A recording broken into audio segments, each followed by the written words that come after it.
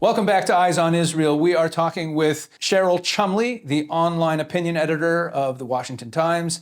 Cheryl, welcome back to Eyes on Israel. It's good to have you here. Thank you. Great to be So, here. Cheryl, before the break, we were talking about, what is to be gained by the Biden administration throwing Israel under the bus and embracing Iran. I'm fond of pointing out to my viewers that even when Joe Biden, in the early stages, 4 days after October 7th, when he made that speech making him sound like the greatest Israel-loving president ever, even in that speech, he never once called out Iran for funding Hamas. He never once called out Qatar for funding Hamas.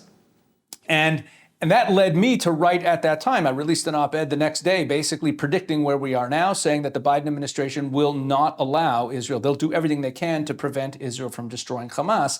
But I've been thinking about why that is, why they care so much about saving Hamas. And I'd like to throw out my theory to you, just as a tee up, and you can tell me what you think of it. You're a journalist I greatly respect. If you could just imagine that Israel finishes the job against Hamas. Let's project forward and have a fantasy session here. That Israel destroys Hamas and no longer has Hamas on their southern border. And Israel defeats Hezbollah in the north and no longer has Hezbollah on the northern border. Now, if we picture Israel's situation in the Middle East at that point, you have Egypt, which Israel has a working relationship with. You have Jordan, that Israel has a very good working relationship with. In fact, Jordan was shooting down Iranian missiles a few weeks ago. They're not going to attack Israel.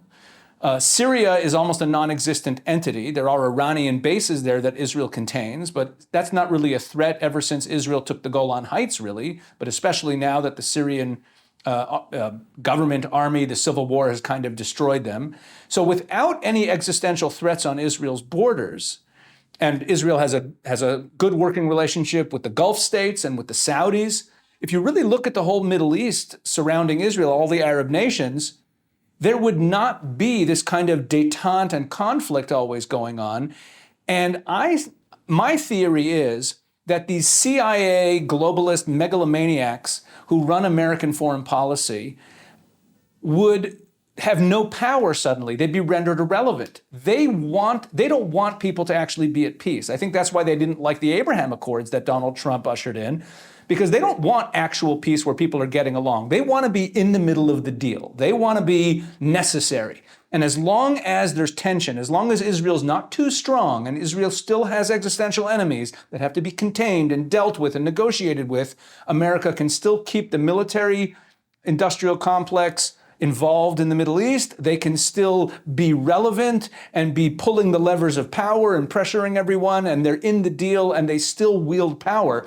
God forbid everyone in the world actually got along and wasn't in conflict. What would these megalomaniacs do with themselves? So I think that they act, when you look at the current Middle East, this isn't the Middle East of 40, 50 years ago, where Egypt was really a bad actor and Syria was a powerful bad actor and there was all kinds of other dangers. The Middle East where it is today, if Iran were to fall and all of its proxies were to lose their teeth, there would really be quite a peaceful Middle East. And again, then these warmongers in the CIA and the Biden administration and the Obama administration before them, these globalists would have nothing to do here.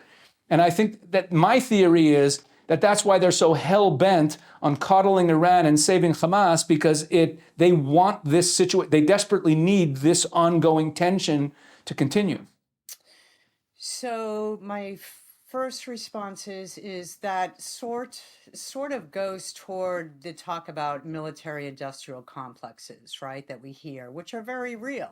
I mean, some people like to dismiss that as a conspiracy and so forth, but of course, it's very real to have these shadowy type governments operating behind the scenes, and these shadowy figures who are pulling the puppet strings. And certainly in this administration, the president himself is a puppet, right? So very easy to manipulate.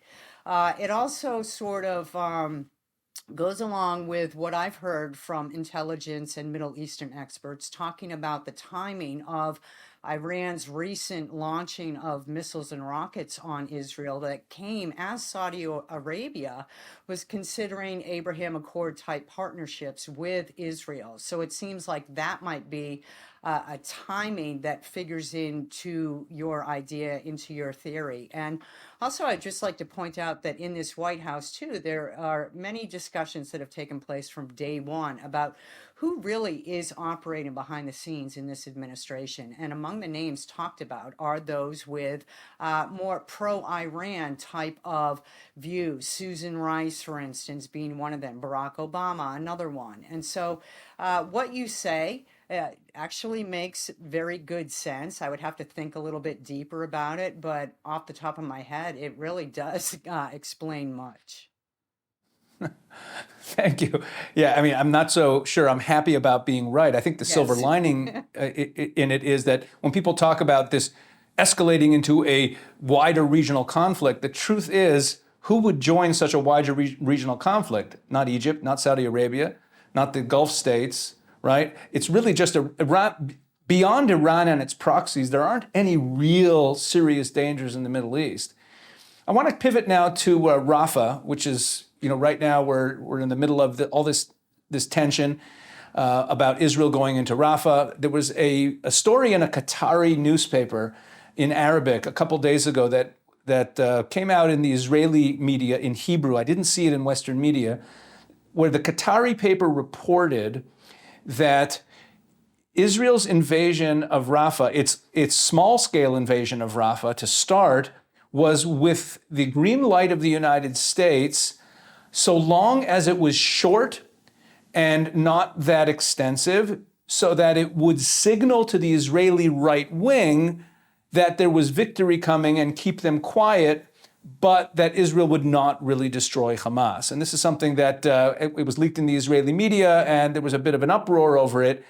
What America's agenda is in preventing the destruction of Hamas in Rafah specifically is a question that I really think needs to be drilled down upon. You've done some reporting on that.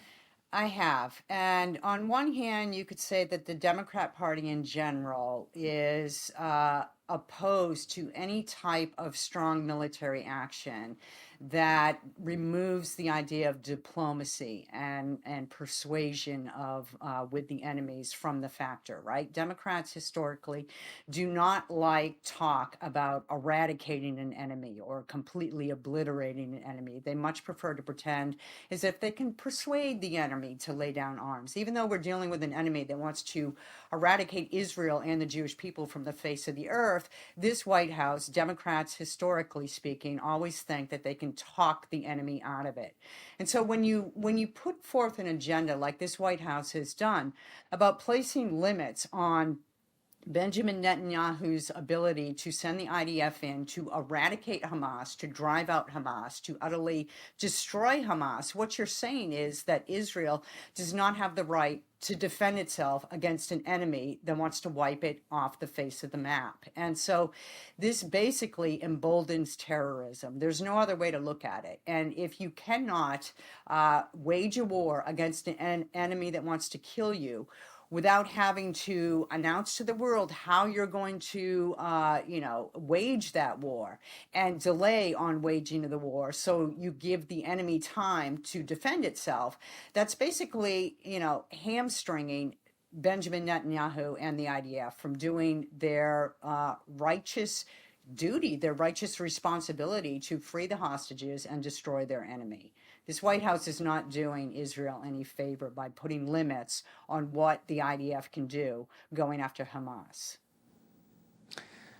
Cheryl Chumley, could you tell our viewers how they can follow you and what other stories you've been covering lately, and point to where online they can find your writings and your podcast and everything else that you're doing? Sure.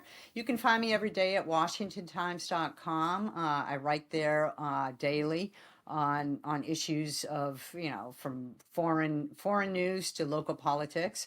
I have a podcast there called Bold and Blunt.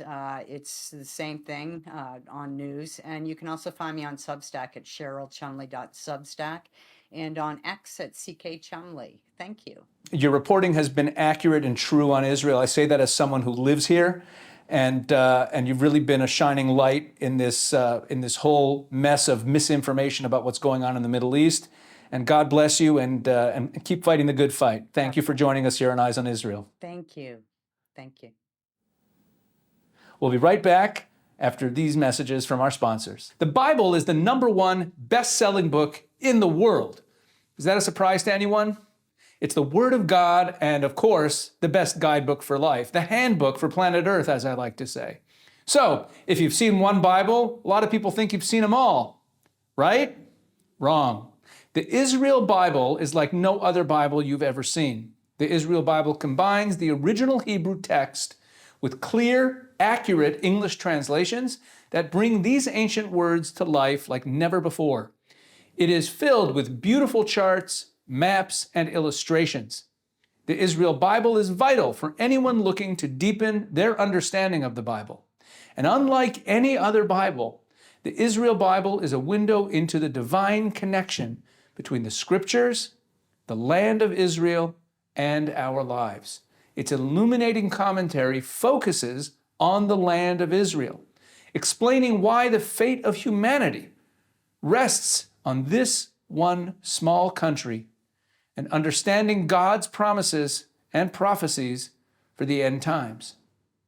But what really makes the Israel Bible unique is that it was created with you in mind, featuring insightful explanations from Rabbi Tuli Weiss and other incredible Orthodox Jewish teachers. It caters to people like us, like all of us, those who are faithful believers in the Bible, who are curious and looking to the Bible to navigate our hectic times. To purchase your Israel Bible, go to getmyisraelbible.com today.